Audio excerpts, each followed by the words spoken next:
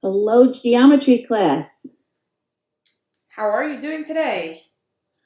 So today is Friday, May 1st. 2 months left of school. and Happy our May. and our, it's gonna be May. And Yes. our goal for today is that we can use coordinate geometry to prove what type of shape is given. So coordinate geometry, that's using, formulas we've been discussing already so far, such as the distance formula. If you remember, the distance formula comes from the Pythagorean theorem, and this is your distance formula. The square root of x2 minus x1 squared plus y2 minus 1 squared. And we're also going to be using the midpoint formula, which we just used earlier this week. x1 plus x2 divided by 2, comma y1 plus y2 divided by 2. And the slope formula, which we also used earlier this week, y2 minus y1 over x2 minus x1. Now, really, our goal with this unit is that I'm going to give you coordinates that represent either a four-sided or three-sided shape, and you're going to be asked to prove a specific type of shape that you have. So these formulas will help you figure those out. So in order to do that, let's briefly review some of our properties of, I'm first going to discuss quadrilaterals, and then Ms. Murphy will discuss triangles. So the first type of quadrilateral I'd like to discuss is a parallelogram. Now, the easiest way to prove that you have a parallelogram is to say that you have two pairs of parallel sides. So the fastest way to do that, or the best way to do that, to have parallel sides, is to do the four slopes. If you do four slopes, you could determine that two pairs of opposite sides are parallel, and you have a parallelogram. If I have a rectangle, I first need to prove I have a parallelogram, but then I need to say that this parallelogram has perpendicular sides, or four right angles. Again, I would still need to have the four slopes. But you already did the four slopes for the parallelogram, so this should be very straightforward. Then I would also have to prove at some point that I have a rhombus. In order to do that, I first have to say I have a parallelogram. Then I have to say that all sides are congruent. In order to do that, I need to do the four distances.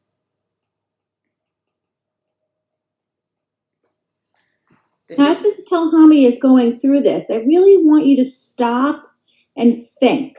Because it's one thing just to be given the information, but do you understand why you're getting the four distances?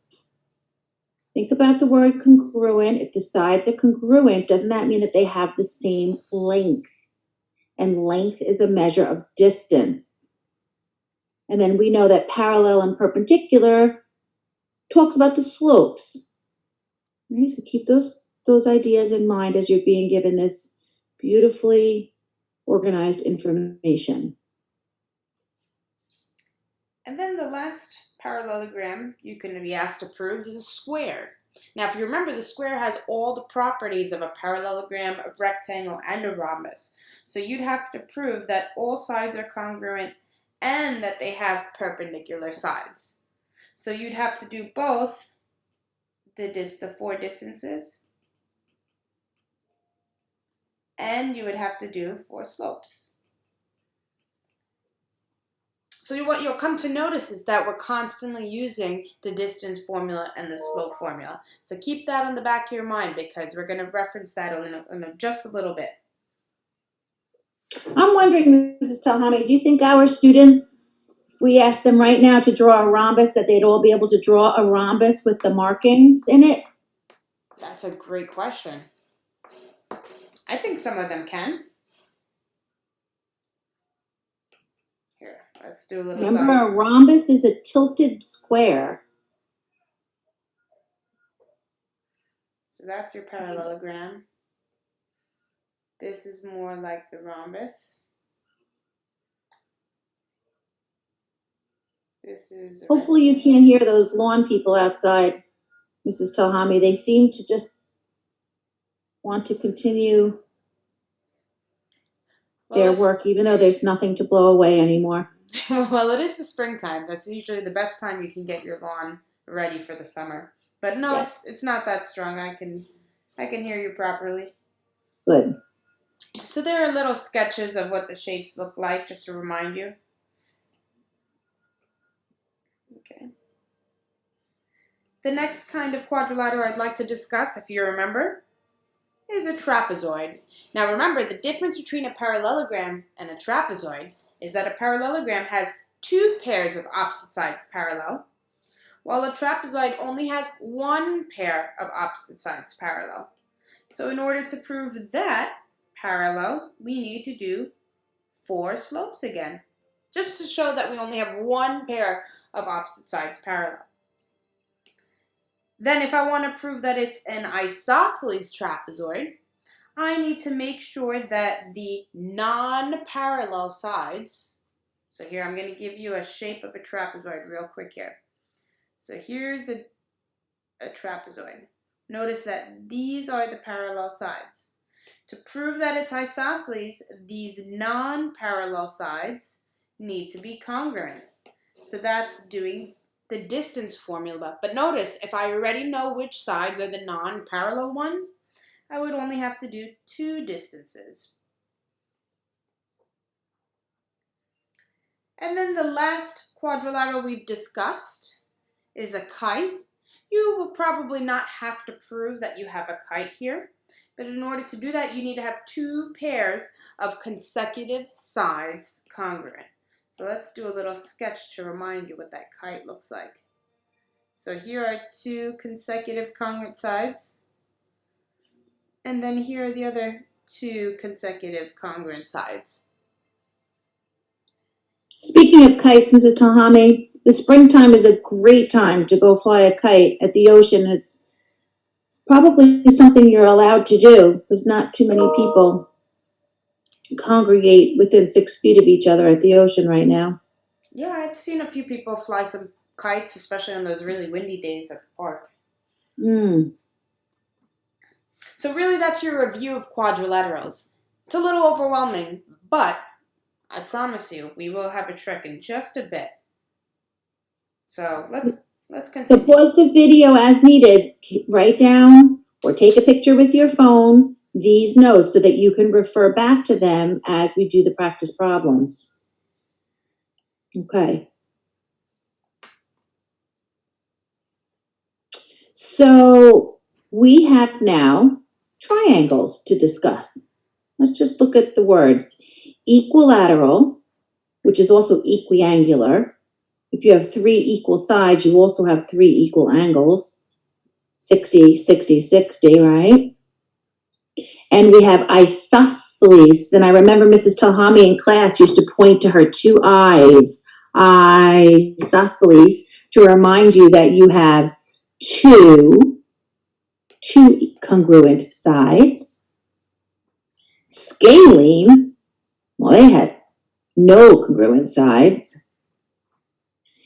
And a right triangle, well, we don't really talk about the sides of a right triangle. We talk about the angle. A right triangle has a 90-degree angle. And in order to have a 90-degree angle, we must have perpendicular sides. All right, so we're talking about proving something is equilateral, isosceles, scalene, or right. So to prove that something has three equal sides, well, those three sides must have the same measure, the same distance. We would have to use distance formula. Same thing for two equal sides. If we're talking about sides being equal, we're talking about equal distances. Scalene, also. No equal sides, well, they better all have three different distances, three different side measures. But for a right triangle, we need to prove that it has a 90-degree angle. So in order for something to have a 90-degree angle, perpendicular sides, remember to prove that something's perpendicular, we're really looking at the slope formula we would need to use. Okay. So this graphic organizer will be very helpful to us, Mrs. Talhami, as we attempt some of the practice problems. All right. So let's take a look. We have a handful of practice problems, so we're going to choose maybe just a couple to go through with you. So if you see number 1's asking for a parallelogram, number 2 is a rhombus, 3 is a rectangle, 4 is a square, 5 is an isosceles trapezoid, and 6 is an isosceles right triangle. Now looking at all of this, now you're like, I have to memorize those charts that Miss Talhami and Miss Murphy just went through. And I'm going to tell you, no, you don't have to memorize them. If you would like to find the fastest, easiest way, then yes, you should probably know these charts very well. If you would like one consistent way to complete these coordinate geometry proofs, is to do slope and distance for all the sides of the shape. So if you notice, slope and distance is what was frequently mentioned throughout this whole entire diagram, both for quadrilaterals and for triangles. So if I'm giving you a quadrilateral, you'd have to do the distance for the 4 sides and the slope for the 4 sides. That should be enough information to tell you what specific type of shape you have. And that works the same way for triangles. I would do the distance for the 3 sides and the slope for the 3 sides. That would tell me what kind of triangle I have.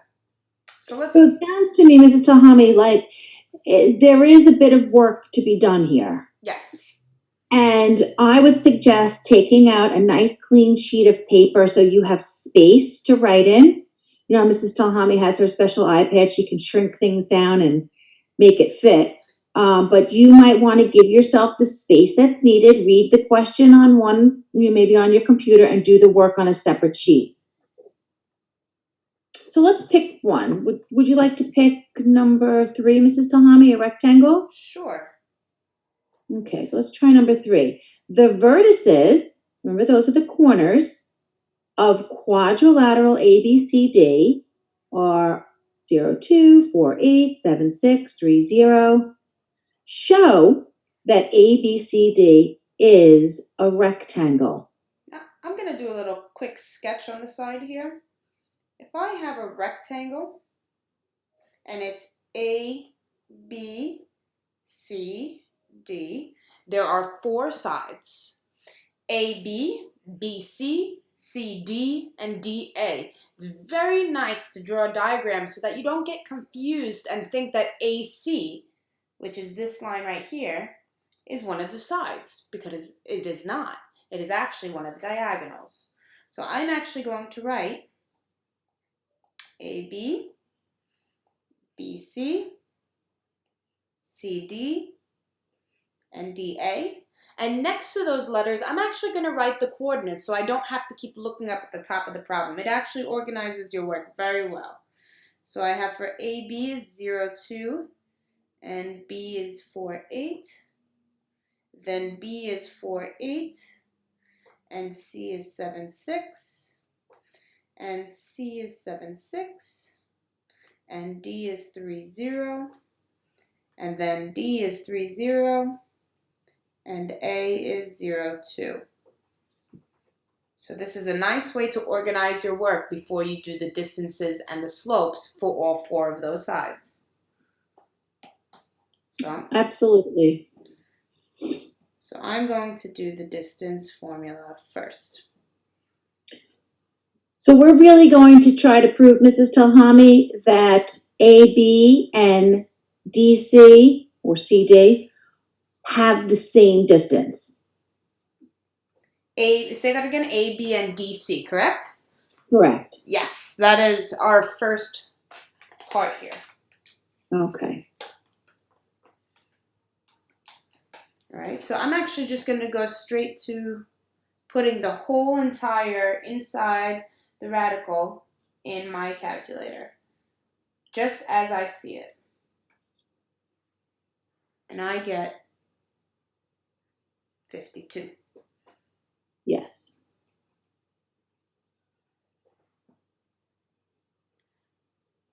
So notice how having those coordinates on the side really helps me, specify what coordinates I'm using. I don't have to keep looking back up at the problem at the top to figure out what numbers I'm using. And I'm putting this right in my calculator, and I got the square root of 13.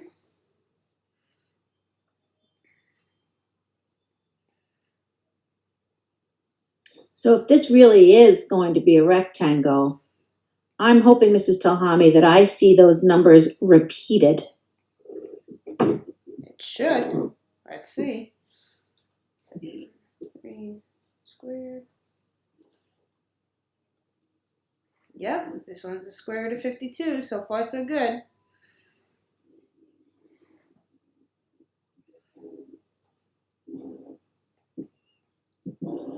And notice it is time consuming, yet the work is very consistent. This is the this is the most consistent way that you can complete these problems. Not quite the fastest, but it's hard to remember all of those properties. So far looking at this work, what we can determine is we at least have a parallelogram because both pairs of opposite sides are congruent. That's all we know so far. We're not sure yet if it's a rectangle because remember, for the rectangle, we specifically need those right angles. So this is where I told you we could do 4 distances and 4 slopes. So I'm going to change the color now so we don't get confused. You make those markings on the rectangle that you drew? Sure. Just to remember that opposite sides are congruent. Do you remember, class, that you have to put like one little... Oh, like hash marks. I understand. Like one, that side is congruent to that side, and that side's congruent to that side. And now, to be a rectangle, Mrs. Talhami's talking about those 4 right angles that need to be inside that rectangle, the 4 boxes.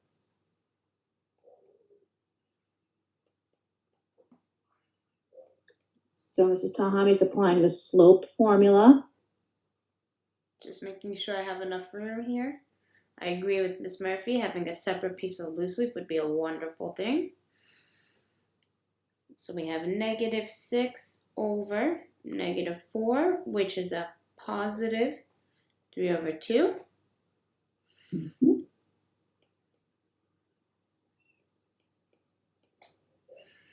So we have here 2 over -3. Mm-hmm. Then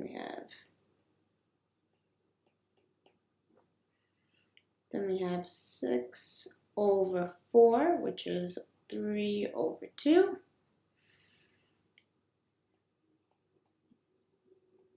I'm seeing a pattern here. -2 over 3. Great, so this should be enough information to tell you what shape we have.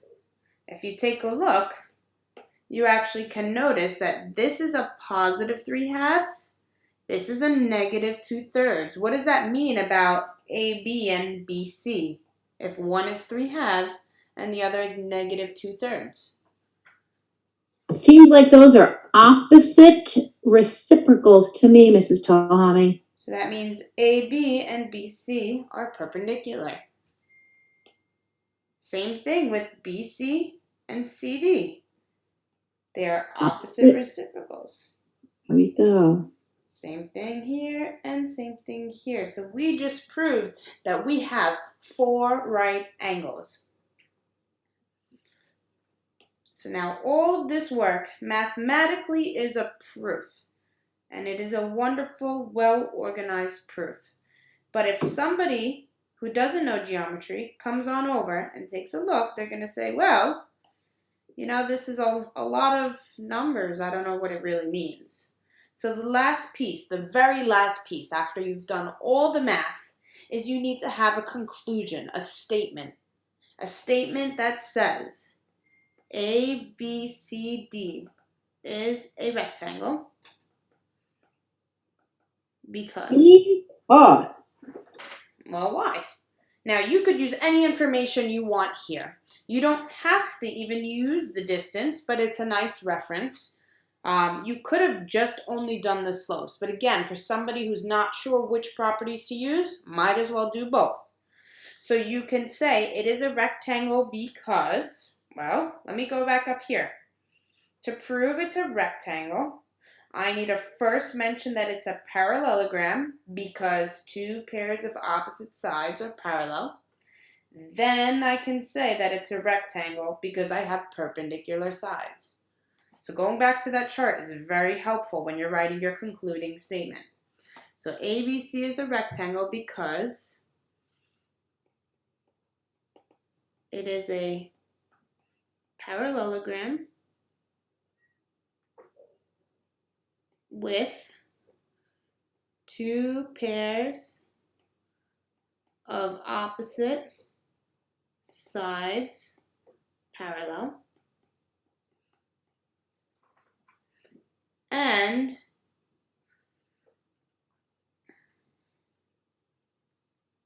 four right angles. And then four right angles with, well, let's explain the math, opposite reciprocal slopes. Kind of like English class, Mrs. Talhami, where when they make a conclusion or they're, arguing something in their writing, they have to give supportive evidence. Exactly. So for you just to say it's four right angles is really not good enough. You have to tell how you know it's four right angles. I know it because it has opposite reciprocal slopes between each of the sides. Exactly. I know it has, it's a parallelogram because there are two pairs of opposite sides that are parallel. And that's really how you do a coordinate geometry proof. You use the distance, the slope, if you need the midpoint to prove that you have certain shapes. So I'm giving you the basics of how to complete the proof. We're telling you that the fastest way is for you to know the material, to know the properties. So for example, for number 3, if you knew the properties ahead of time, the 4 slopes would have been enough information. But for those of you who don't have the properties memorized, 4 distances, 4 slopes. Always should be enough. So just a question, Mrs. Talhami. Yes. In the proof, it says it is a parallelogram with two pairs of opposite sides parallel. Should we have mentioned that they are congruent distances, that they are congruent sides? You could. You did not have to, because that's enough information to say it's a parallelogram. So I could have replaced this line with, it is a parallelogram with two pairs of opposite sides congruent instead of parallel because we did the distances. So you're allowed to have extra work there if you didn't need it, but it's not okay to have not enough work. So that's why I always say the safe route is to do the distances and the slopes. Okay. So there are a few other questions. You can always come back and check the answer key. We'll have all the work available for you. And if you have questions, you can ask myself or Miss Murphy. Okay then. Great. Have a good day.